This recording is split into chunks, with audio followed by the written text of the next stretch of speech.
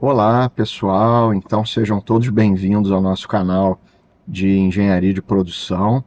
Então hoje a gente vai falar, na verdade, aqui vocês estão vendo como aula 3, mas é a primeira aula que a gente está falando aqui, né, basicamente da história de algum conteúdo. Então vocês estão vendo dessa maneira, né, porque faz parte do curso de Introdução à Engenharia de Produção. A gente teve uma primeira aula em que eu dou alguns sentimentos do curso para a turma, né? Faço algumas provocações, então é uma aula muito interativa que para o YouTube eu acredito que não funcione muito, né? Então, essa aula a gente vai falar um pouco da parte das bases conceituais históricas da engenharia de produção. É evidente que a gente não vai cobrir toda a história da engenharia de produção, né? Eu também não teria muito essa pretensão, porque eu não sou historiador. Depois, de repente, eu faço até uma pesquisa mais a fundo e gravo um outro vídeo. Mas esse vídeo é para os alunos já terem alguma noção ali de como começa a história da nossa profissão, né?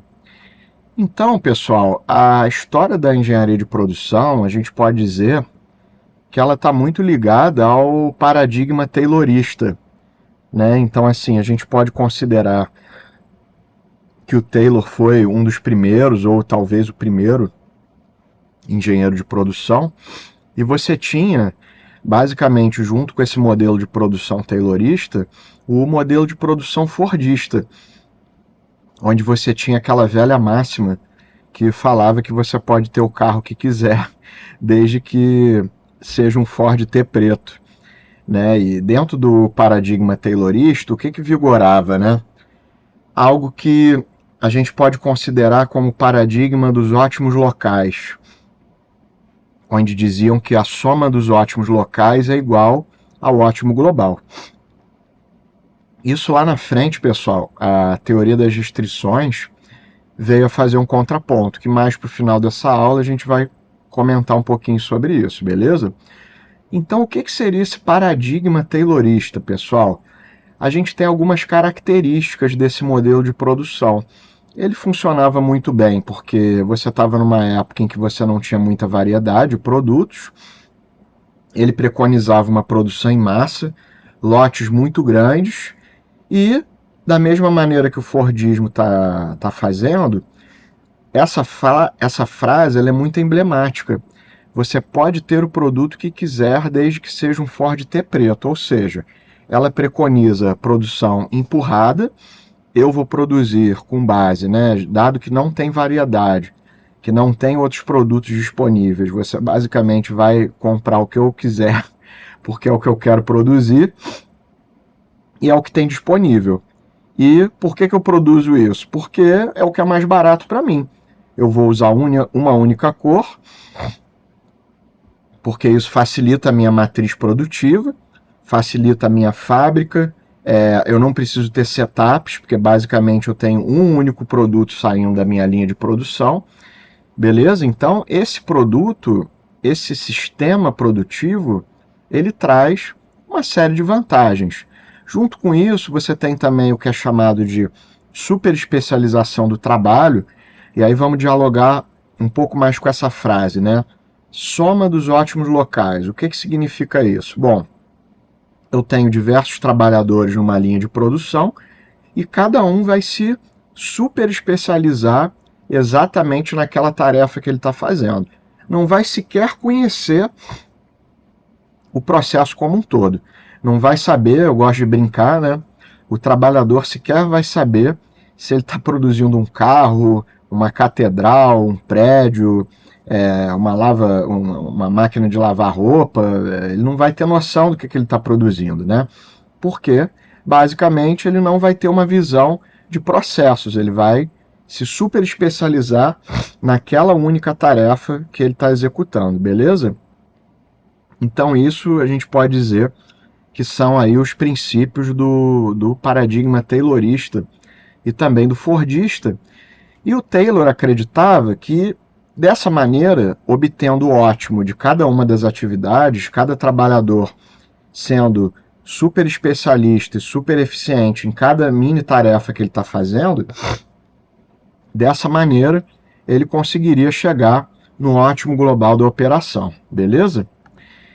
Então, como que ao longo da história você conseguiu, entre aspas, vencer esse modelo? Né? Você chega no período pós-guerra, numa situação do Japão, um país extremamente destruído, o único país que até o presente momento sofreu um bombardeio de bombas nucleares. Então era um cenário de muita destruição. O Japão ele já tem uma dificuldade com commodities, ele tem boa parte do seu terreno sendo montanhoso, vulcânico, então ele tem dificuldade de agricultura, ele tem que importar petróleo, ele sofre com muitos terremotos, muitos tsunamis, então tem muitos desafios para você reerguer uma economia japonesa que já com esses acidentes geográficos, esses problemas naturais todos, né? Além disso, foi arrasado ao final da Segunda Guerra Mundial. Então, nessa época, dentro de um programa de reconstrução, né, do Japão, principalmente liderado ali pelos Estados Unidos, começaram aí muitos engenheiros norte-americanos ensinar preceitos e conceitos ali de qualidade para os japoneses reerguerem a sua indústria. Então, foi nessa época que o Shingo, né, que o sistema de produção enxuto começou a surgir, muito por conta de uma necessidade. Vejam, pessoal, você não tinha basicamente outra opção. Num país em que está faltando até alimento, em que você tem uma escassez de recursos muito grande, você tem que implementar um paradigma enxuto. Isso é praticamente mandatório, beleza? Então, como que esses sistemas produtivos foram implementados de forma a você conseguir produzir de forma enxuta, né? Ora, antes, no paradigma taylorista, eu tinha lotes muito grandes de produção. Agora eu tenho que passar para um modelo onde eu produzo lotes menores. Mas é mais fácil falar do que fazer, né, pessoal? Porque o lote grande ele tem um sentido, justamente para você não perder tempo com setups de produção, que justamente vão tirar dinheiro, vão tirar tempo útil da sua produção. Então, vamos ver como é que o sistema toyotista, o Shingo, né, conseguiu esse feito de produzir de maneira mais enxuta e ainda com variedade, né, pessoal? Ou seja, variedade e lotes pequenos significa que toda hora você vai ter que parar a sua produção, mudar algum setup, mudar a cor do produto, mudar algumas características, e enquanto isso, está tudo parado, você não está produzindo, você não está gerando produtos que vão significar receita entrando na sua fábrica, beleza? Então, como isso era possível? Ora, com uma série de melhorias sistêmicas, tá? Você não consegue implementar um sistema enxuto sem um conjunto de medidas aplicadas ao seu processo produtivo. Então tem o que eu gosto de chamar de blocos construtores dos sistemas enxutos, tá, pessoal? Não se limitam a isso, mas você tem layout celular. Por exemplo, antes você tinha layouts em linha, em que você poderia ter produtos semi-acabados percorrendo grandes distâncias dentro de uma planta produtiva, e a partir do momento em que você reorganiza esse layout em células, né, em pequenas células, onde você tem etapas do processo produtivo mais próximas, você economiza tempo nessas movimentações. Cronoanálise sendo aplicada, pessoal. O nosso bom e velho estudo de tempos e movimentos, que os alunos do primeiro período vão ver lá, quando eles chegarem numa disciplina chamada, pode ter o nome como Engenharia de Métodos, Estudo de Movimentos e Tempos, que é o nome do livro do Barnes, que é o mais famoso dentro dessa área, onde você vai fazer a cronoanálise para tentar entender quanto tempo estão levando os seus processos, as suas atividades, quanto tempo você está tendo de setup, tá? Quanto tempo você está tendo de parada de máquina, entre outros, porque aí você consegue desenvolver novos métodos produtivos e comparar com justamente os tempos anteriores e verificar qual é mais eficiente, beleza? Você tem essa sigla chamada SMAD, que em inglês significa Single Minute Exchange of Dies and Tools, que no português a gente traduz para troca rápida de ferramentas, tá, pessoal? Então eu sempre falo que é muito importante em algum momento do curso os engenheiros de produção lerem esse livro, né? Vocês podem encontrar a versão em português chamada TRF em sebos, né? Sebos online, que é o livro do Xingu e é um dos mais emblemáticos, né? A SMAD, ela vai justamente pegar diversos desses blocos, como por exemplo 5S, cronoanálise, layout celular, para você conseguir reduzir os tempos de setup. E aí no livro, pessoal, vocês vão ver que o Xingu ele tem relatos fantásticos de setups que antes eram de 2 horas e quando foram aplicadas as ferramentas de maneira conjunta e sistêmica, alguns setups passaram de 2 horas para 2 minutos e até menos, tá?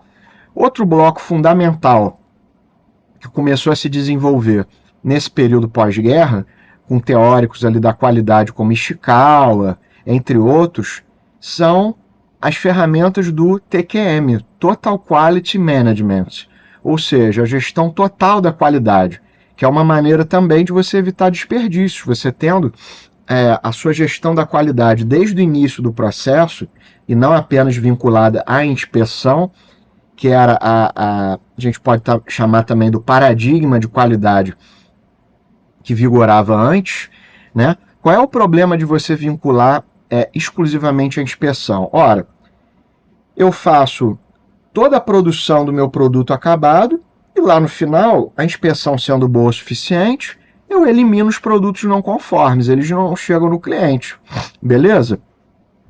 Parece tudo certo com essa visão. Só que, na verdade, não. Por quê? O que está errado com essa lógica, pessoal? Ora, quando você só descarta lá na frente, lá no produto acabado, cara, você basicamente produziu um produto para ir para o lixo. Ou seja, você gastou matéria-prima, tempo de produção, hora dos trabalhadores, desgaste da máquina, você tem todos os custos indiretos ali com iluminação, refrigeração, se for o caso, para no final, em vez de você ganhar a margem de contribuição que você teria com aquele produto, você produziu ele para ir para o lixo e gastou todo esse dispêndio de dinheiro para basicamente nada. Então, a qualidade, o Ishikawa principalmente, ele preconizou o seguinte, cara, a gente tem que gerir a qualidade através de uma cultura de qualidade que a gente tem que implementar com todos os funcionários envolvidos, desde a alta gestão até o nível mais operacional, e com isso a gente tem que ter qualidade ao longo de todo o processo, pessoal.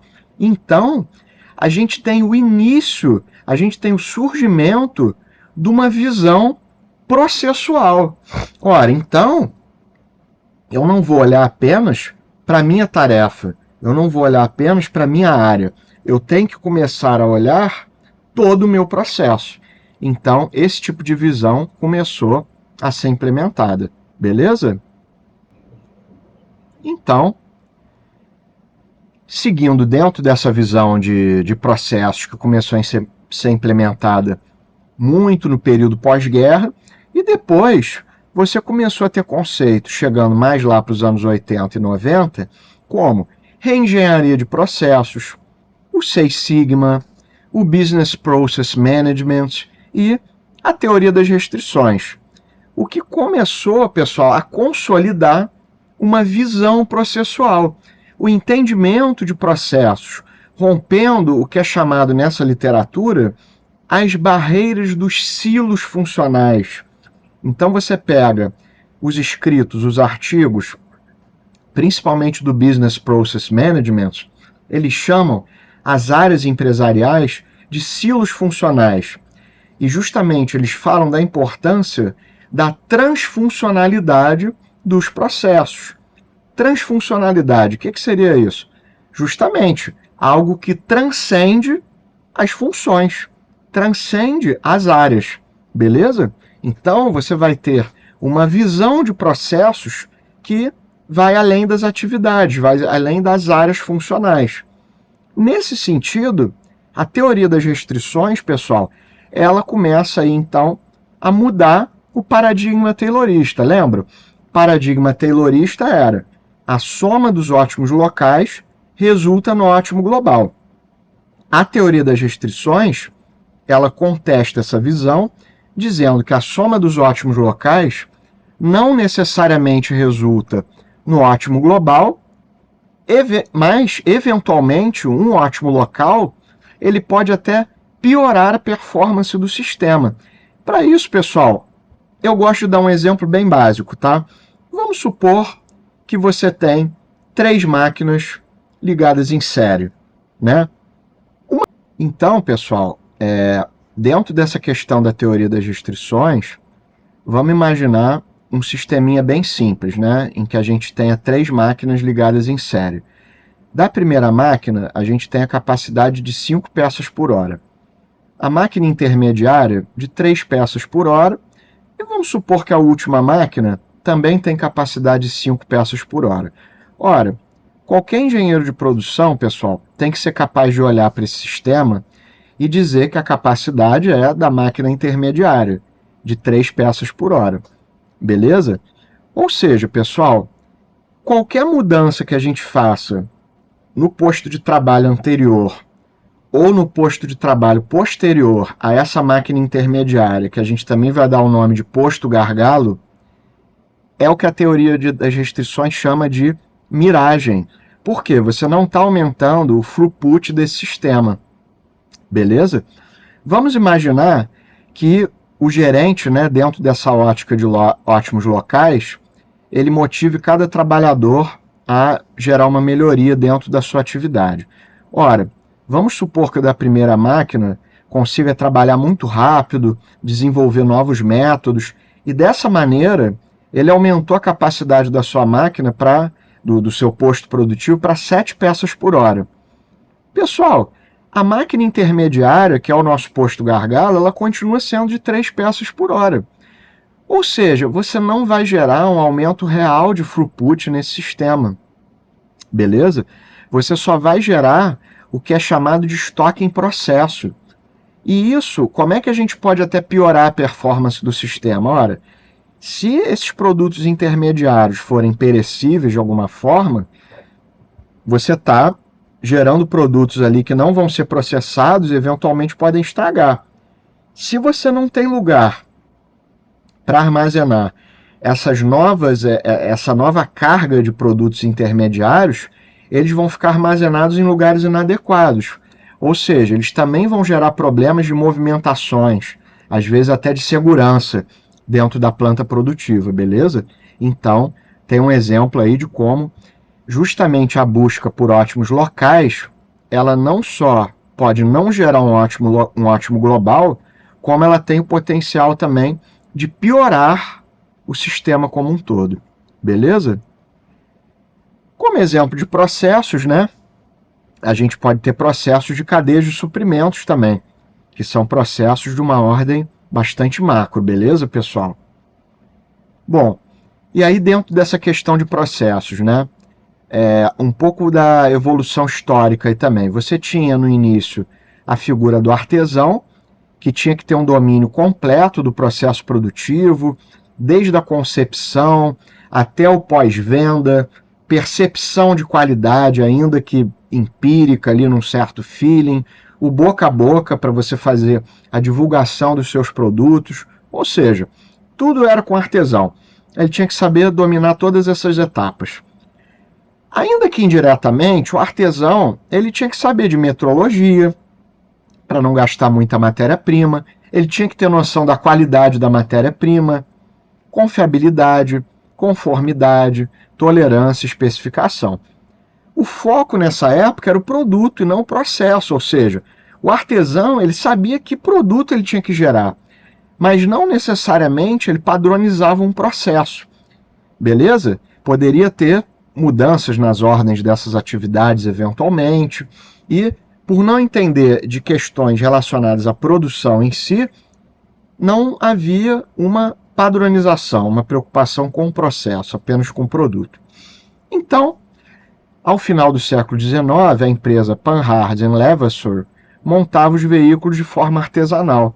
Assim, cada artesão montava as peças que muitas das vezes não encaixavam. Então, quando você não tem uma ideia de processo, esse tipo de coisa pode acontecer. Na Revolução Industrial, que foi também fundamental para a mudança de paradigma, produção em massa, fragmentação do trabalho, um homem e uma tarefa, que virou o que a gente já comentou do paradigma taylorista.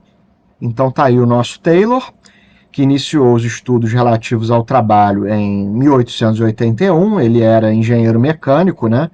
E, naturalmente, a engenharia de produção é uma disciplina, uma carreira relativamente nova, e os primeiros, né, que começaram, os primeiros engenheiros, administradores, enfim, que começaram a pensar, cara, a gente tem problemas que são relacionados à produção em si, não necessariamente aqui a gestão do negócio, não necessariamente a máquina, a viscosidade de um fluido dentro da máquina, ao ângulo do corte que está errado, e por aí vai, beleza? É considerado o pai da administração científica e da engenharia de produção e, por vários motivos, é uma das figuras controversas da história da industrialização. Depois, em algum outro vídeo, a gente explora um pouquinho mais isso, tá? Trouxe contribuições para o aço rápido, estudo da usinagem de metais, estudo de tempos, utilização de um método científico para organização do trabalho, descanso no trabalho, né? Tem estudo clássico dele, que é o estudo sobre o uso da pá. Eu não posso colocar aqui porque provavelmente tem direitos autorais, né? Mas eventualmente no YouTube vocês conseguem achar esses vídeos também, tá?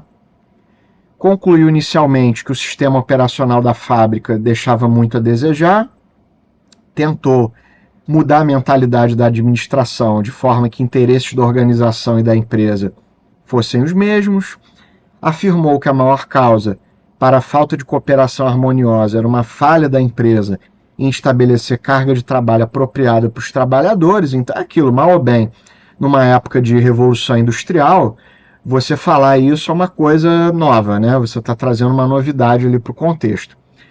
E aí, essas leituras, pessoal, elas estão mais aprofundadas no livro bastante clássico de engenharia de métodos, que é o livro Estudo de Movimentos e Tempos, do Barnes, beleza?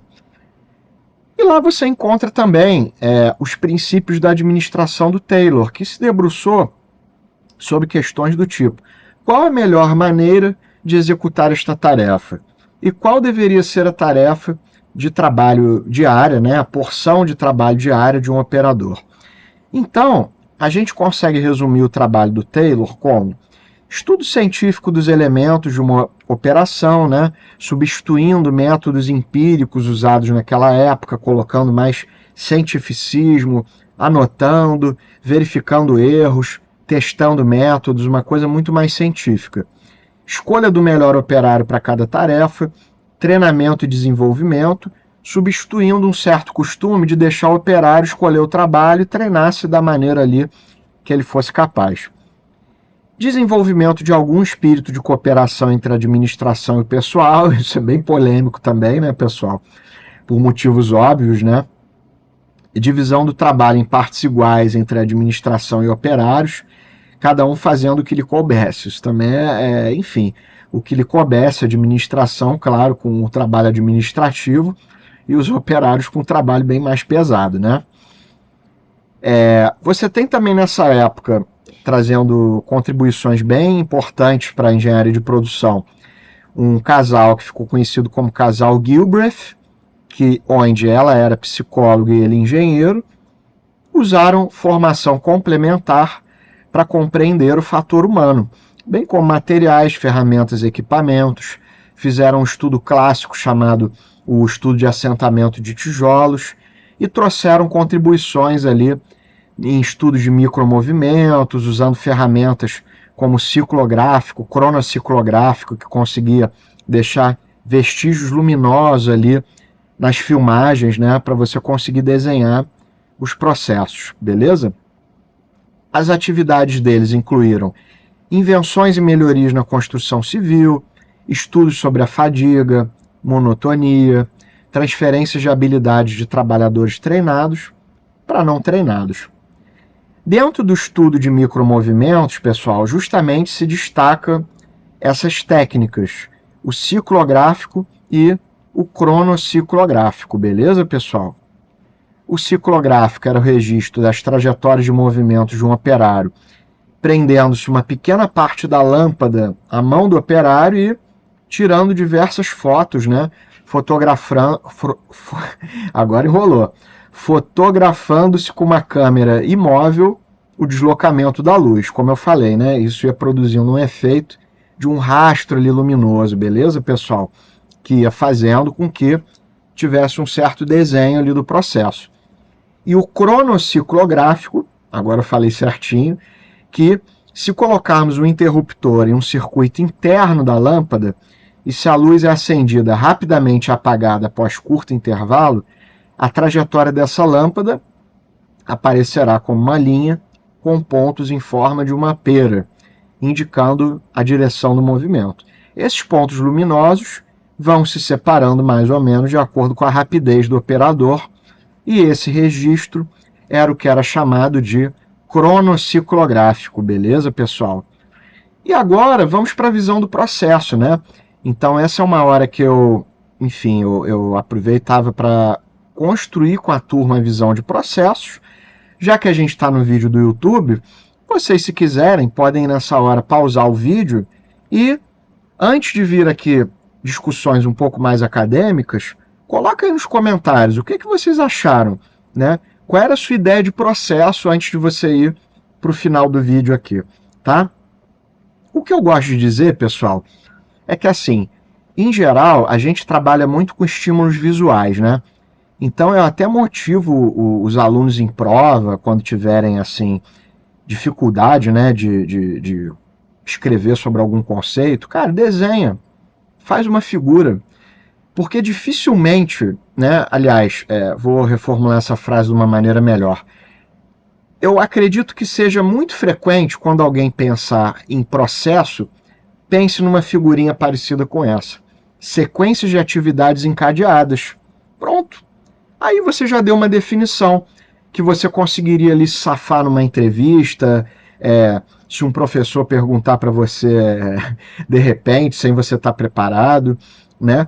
E aí, claro, a partir de uma definição mais básica, você vai sofisticando, você vai complexificando. Então, por hora, nesse slide aqui, você pode também, de novo, fazer essa brincadeira, pausar aqui o vídeo e responder o seu próprio comentário, dizendo se, vendo a figura, você consegue escrever uma definição um pouco melhor, né? E a partir daqui, o que a gente pode dizer? Só olhando para a figura, ora, você pode dizer que é um conjunto de atividades, o quê? Interligadas, é o que a gente está vendo aqui. E para quê? Ora, para um determinado fim, para você atingir, fabricar um determinado produto, oferecer um determinado serviço, beleza? Então aí você já consegue ter alguma noção de processo e você se safar numa entrevista, numa defesa de TCC, alguma coisa desse tipo, alguma coisa você já respondeu, beleza? Mas aí é claro, pessoal, que a academia colocou mais musculatura nessas definições. Então, você tem definições ali que você encontra em Zarif, Apud, Paim, né? Você tem os trabalhos do professor Rafael Paim, que falam muito de BPM de uma maneira em geral, tanto o trabalho de mestrado dele quanto a tese de doutorado. E aí você tem algumas definições do tipo uma cooperação de atividades distintas para a realização de um objetivo final que lhes é comum. Então você já dá um certo ar acadêmico. Então, o próprio Paim, em 2002, vai definir processos como sendo uma estruturação, coordenação disposição lógico-temporal, isso é muito importante. Processos implicam num marco temporal, tá? São feitos num determinado horizonte de tempo. Marco lógico-temporal de ações e recursos com o objetivo de gerar um ou mais produtos para a organização. Então, uma definição bem mais completa. Os processos podem estar em diferentes níveis de detalhamento, geralmente são transversais à forma como a empresa se estruturou, aquilo que a gente já conversou também, são intrinsecamente ligados aos fluxos de objetos e são objetos de controle e melhoria, ou seja, você precisa estabelecer indicadores desses processos. Beleza, gente? Esse é outro ponto bem chave aqui também. Então, por fim, a gente pode dizer que a modelagem de processos ela acaba sendo uma prática essencial para que os gestores possam conhecer como o trabalho é feito na empresa. É uma maneira muito boa de você verificar isso. E o gestor passa a conhecer a situação atual da sua organização, podendo comparar com o que foi delineado na estratégia. E aí isso vira uma ferramenta fundamental de gestão. Como você modela processos? Ora, hoje você tem recursos muito mais tecnológicos do que na época do Taylor, na época dos Gilbreth. Você pode filmar, você pode gravar vídeos, você tem uma série de técnicas. Mas ainda continuam muito populares as entrevistas de levantamento, onde o especialista vai tentar entender como funciona o trabalho do entrevistado. E depois, pessoal, você tem as entrevistas de validação, beleza? E é muito importante que o entrevistador saiba conduzir de forma ao nível de detalhamento ficar adequado. Beleza, pessoal? Porque também o nível de detalhamento em engenharia de processos de negócios depende muito do objetivo da modelagem.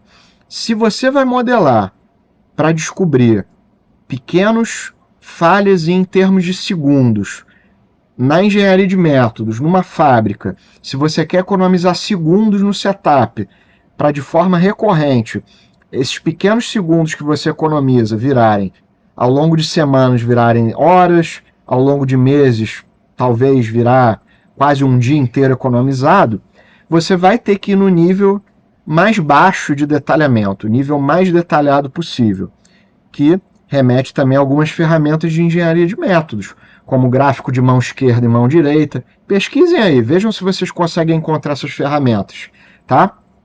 Agora, voltando a alguns slides atrás, como por exemplo, naquele slide que a gente foi lá verificar os 8 processos de negócios das cadeias de suprimentos, ali você está modelando uma maneira bem mais macro. Você quer entender a sua cadeia, os processos de forma macro que passam pela sua supply chain, beleza?